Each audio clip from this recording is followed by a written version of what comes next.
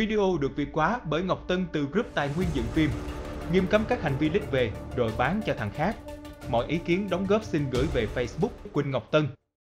Welcome back. In this chapter, we're going to be taking a look at how to use this training, kind of how we've actually structured this to be the very best way to learn Resolve. All of the videos in this training are kind of split up into three categories. The first one is concepts.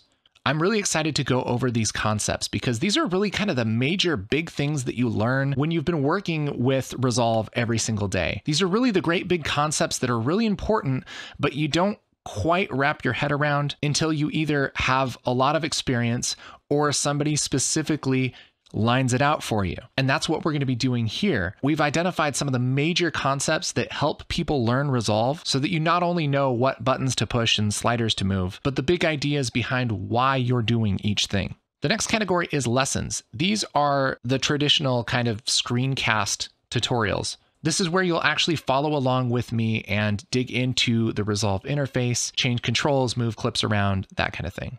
And the third category is troubleshooting.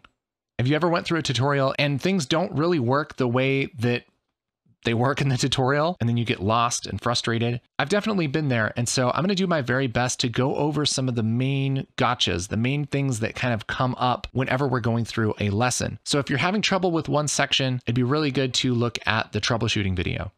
We're going to have each of these categories for almost every lesson in the training. And the idea here is that you can kind of self-pace. If you feel like you have a lot of the concepts, maybe you've used other software, maybe you're pretty familiar with how video editing works, you just want to figure out how it works in Resolve, you might just want to watch the lessons, and that's totally okay. Maybe everything works great for you and you don't really need to watch the troubleshooting. That's okay too. But for the most bang for your buck and the widest, most useful knowledge of how Resolve works, you can go through the concepts, the lessons, and the troubleshooting for each chapter.